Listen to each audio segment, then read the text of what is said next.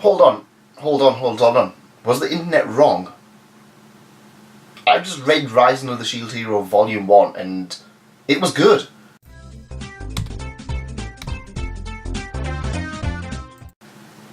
Hello and welcome to That Man. That is me merchandise, and today we are looking at The Rising of the Shield Hero Volume 1. Now this is written by Aneko Usagi and was released by One Piece Books. Not One Piece the anime, there's apparently a books thing called One Piece Books. Fair enough. Now, Rising of the Shield Hero, I actually picked it up on Bookwalker. They've at the moment got a huge digital sale on for Rising of the Shield Hero because the anime is out. And yeah, you got I think the first volume was like 50% off, and all subsequent volumes are 25% off or 20% off. So it's a really good deal, especially if you are interested in reading stuff. This is the first time using Bookwalker as a way to read light novels. As you can imagine, most of the time when I look at light novels, I have a physical copy. For example, I've got the Spider one physically. I normally get physical. However, because at the moment space is getting a little bit tight and I'm having to try and sell some ones I'm not going to read again, at the end of the day, having digitally isn't a bad thing. I actually got through this a lot quicker than I have been getting through a lot of other stuff. I don't know why, for some reason digitally makes it somewhat easier to read. I just thought I'd mention it. I know a lot of people like get Kindles and a lot of people have digital manga and stuff like that, but I just never really thought to bother with the light novels. For me, a book's something you read. I love print books, but digital one, yeah. Anyways, The Rising of the Shield Hero. The anime is now out. I believe episode 3 is out today, or might be already out as of writing. And I got an original preview for the light novel quite some time ago from one of my loot anime boxes. However, it only came with the first 50 pages. I thought that was a bit of a rip-off, to be honest. I was like, oh yeah, I was like all excited to read it, and I was like, oh yeah, 50 pages. I was like, it's not even the full book. So I thought 50% off, I'll pick it up. And that first 50 pages kind of does the first episode. The first episode was a little bit longer. However, from reading that, I started hearing a lot of buzzwords, a lot of things around the internet when the anime was coming, and it was just like, why is Crunchyroll agreeing to do such a horrific series? Why is this allowed to even be released? This is actually offensive. I was just like, what? Like, from what I read, it's like, I don't understand. And turns out the reason that a lot of people weren't happy is because the main character is falsely accused of rape. And later on he buys a slave. So this is difficult because I know someone who was falsely accused of rape. Now, I'm not going to say it's a horrible thing to happen. Their life has been completely ruined. I'm not saying that rape doesn't happen. It does. It happens every single day, and it's a horrible, horrible thing. And I really hope that the people who have been raped really come forward, get the horrible people put away for life, ruin the lives of the people who deserve to be ruined. But falsely accusing someone of that because you don't like them, you don't like the way they act, you don't like the way they look, they looked at you the wrong way, they spoke to you the wrong way. No. And this is kind of how this is built up in Shield Hero. It's not done nicely. He trusts this girl and she ruins his life.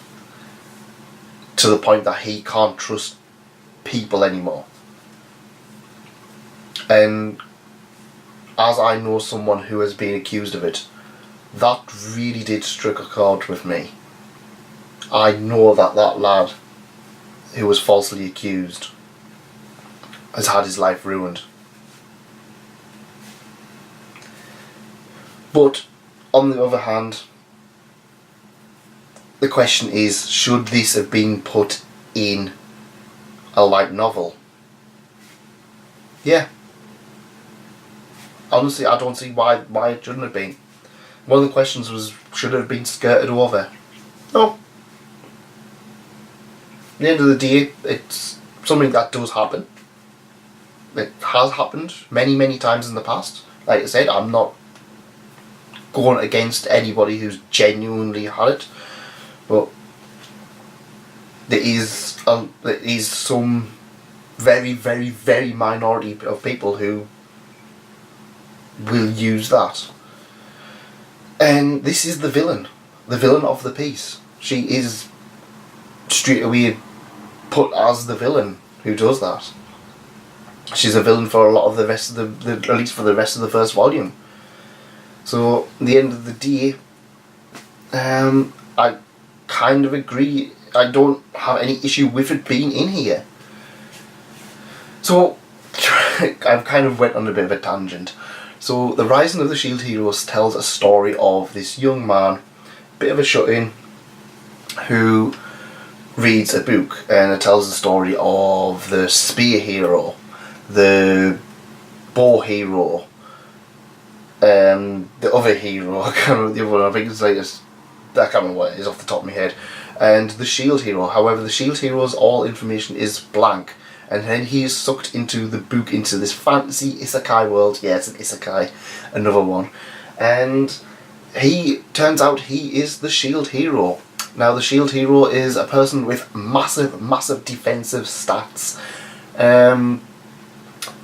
However, he can't really do much in the way of attacking.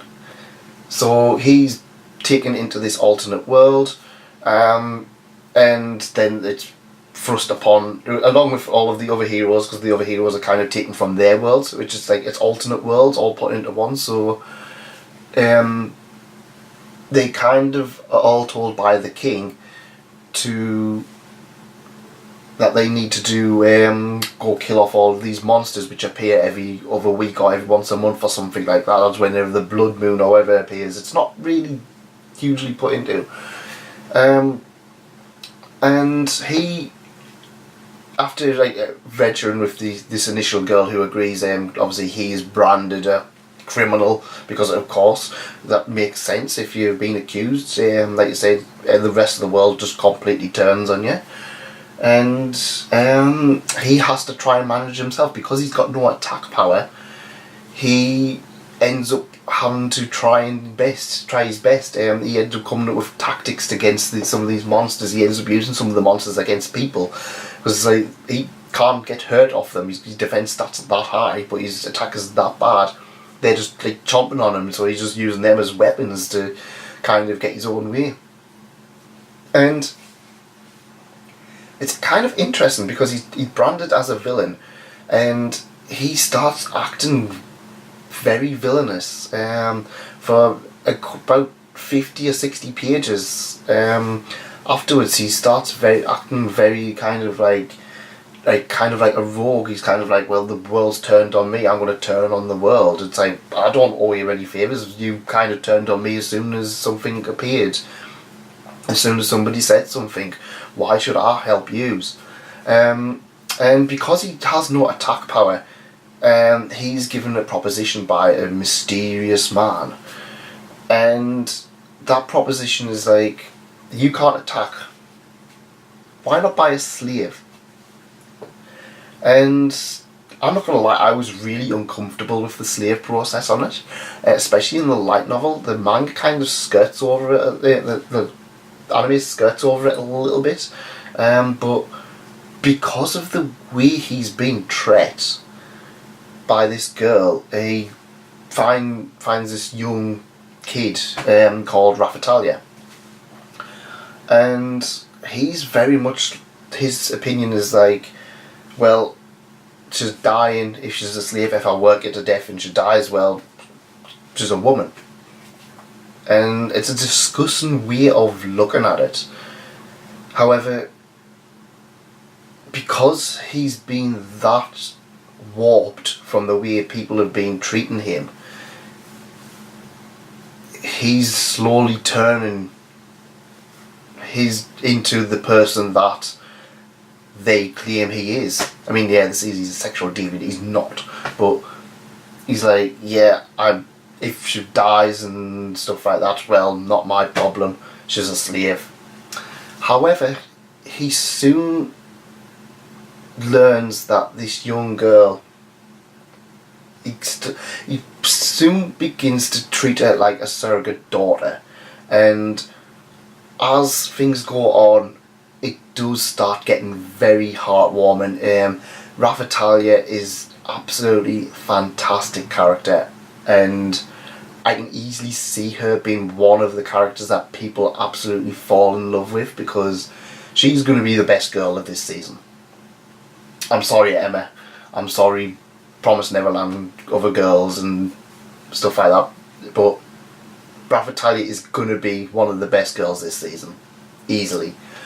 But it's very much, it's interesting. I really like the way how he kind of like, he stopped using her as a tool, and then they start become equal, and she starts doing a lot of things for him. It's quite weird because he keeps seeing her as a kid, and he'll always see her as a child, because he's like, but because she's like a beast girl, she's like a raccoon, you can't really tell. It's like it's like the least obvious beast girl ever. It's kind of like slime anime where you're just like, oh yeah, these are monsters. It's like, no, not the girls with big boobs. And it's interesting because he always sees her as a child, but she's becoming an adult, slowly but surely. And I really like the way they kind of handled that, and it was just like, oh yeah, she's an adult now. But then he doesn't notice that. It's not until the very end where he's just like, oh wow, you've actually grown up. Because she's a beast girl, and whenever she levels up, they grow in age. I think it gets to, it kind of says it's a certain point, so it's like once she becomes a waifu and old enough to be a waifu, she's going to eternally be a waifu. Which, yeah, fair enough. But yeah, it's it was quite interesting how the way they did it, and the last few pages, the last chapter of the main story is absolutely heart-wrenching. It was really beautiful done, and I'm really excited to see how it's done in the anime. The book also covers some extra stuff. It actually covers some stuff for the spear hero, who is being treated as kind of like, the spear hero is actually the character that the villagers accuse the shield hero of. Now, I've got a bit of an idea of what the shield hero actually is and why they kind of accuse him to get him to have everyone turn on him. But the spear hero actually is like the womanizer, and it very much says at the end, it's like, oh, I pick up girls and I do this, this and this. And the girls themselves, they're actually really horrible. There's one point where the girls just sell off another party member to some brothel. I mean, I kind of feel that the author might have a vendetta against women. However, it's kind of hard to see. I mean, I don't know if it's a kind of one saying, well, I hate women, I've had this bad experience, so I want to write my bad experiences in this. Which kind of turns things around a little bit. It's hard to kind of gauge from this. Some people say, oh, the actual author is a woman. But personally, for me, I don't really, that doesn't matter to me. It's really warped at times the way they kind of look at it, but it's one of those, it's not a bad, it's not like, I'm not gonna lie, this is not it's a great series so far. It's not one of my favourites. I'm gonna get it. I did finish that, and I did buy, because I actually bought volume 1 and volume 13 or something, volume 12, because I misread number 2, because of course. And I went out and bought volume 2 and 3, and I'll probably buy the rest of them because I enjoyed it enough, but it's not one of my favourites. But it is a good read. It is certainly worth picking up if you're enjoying the anime so far. Definitely worth checking out the source material. Like I said, it's 50% off until I believe like the middle of February, so you've got a bit of time for it. I'll leave a link at the bottom for Bookwalker. But yeah, Rising of the Shield Hero was actually a bit of a surprise. I was really surprised at how good it was. And yeah, definitely worth checking it out. If you do like Isekai, why not check out the vending machine one, because that's weird and stupid. Or there's the mom one. Or, of course, we have Konosuba, the weird fun one. That's it from me. Thank you for coming and thanks again for staying. Goodbye.